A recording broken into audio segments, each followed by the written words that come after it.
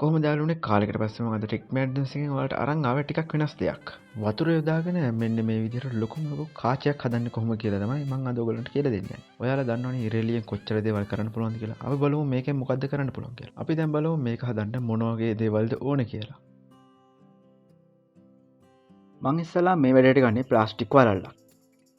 ඊළඟට අපිට ඕනේ වෙනවා ඉටිරි කැබැල්ලක්, කම්බි කැබලි කීපයක්, අඩුවක් ඕනේ වෙනවා. මන් දැන් මේ කරලා තියෙන වගේ ඔයත් රබානක් හැඩයට එන විදිහට පොලිතින් රිදි කැබැල්ල හොඳින් බැඳ ගන්න. මම මේ බැඳලා තියෙනවා වගේ පොටවල් දෙකක් එන විදිහට කම්බි පොටවල් අරගෙන මේක බැඳ ගන්න. නැත්තම් පොලිතින් එක ඉරෙන්න බලනවා.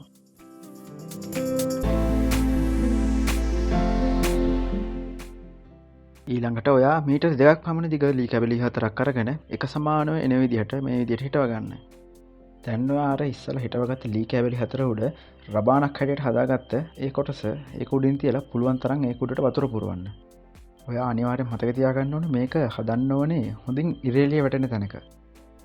හොඳින් ඉරේලිය වැටෙන වෙලාවක ඔයාට පුළුවන් මේකේ නාභිගත වෙන ස්ථානේ හොයාගන්න. ඊට පස්සේ පුළුවන් ඔයාට කැමති දෙයක් මේකේ තියලා පුච්චලා බලන්න.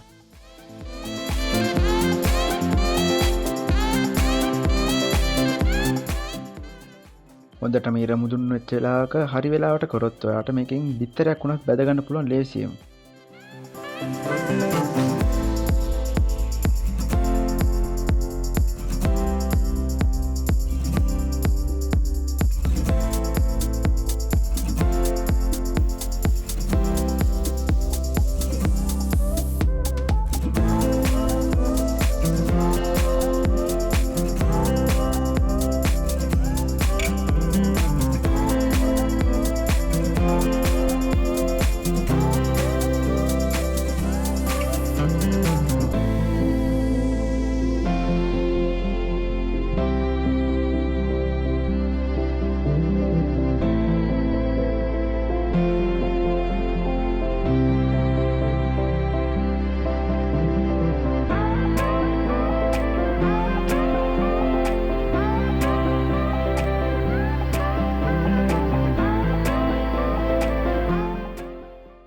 මම මේ වීඩියෝ එක කරලා තියෙන්නේ උදේවරුවක. ඒ නිසා මේක පොඩ්ඩක් නාභිගත වෙන ස්ථාන හොයාගන්න අමාරුයි. ඔයා මේක දවල් වරුවේ කළොත් ඔයාට ලීයක් වුණත් පුච්ච ගන්න පුළුවන්.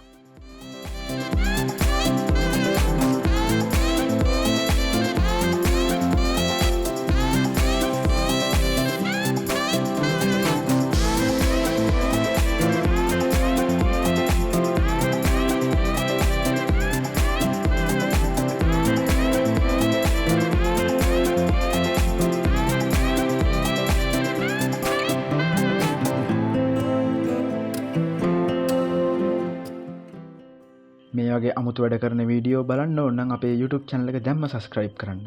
අපිත් එක්ක දිගටම රැඳී ඉන්න. ඊළඟ වීඩියෝ එකෙන් අපි ඉක්මනට හමු වෙමු.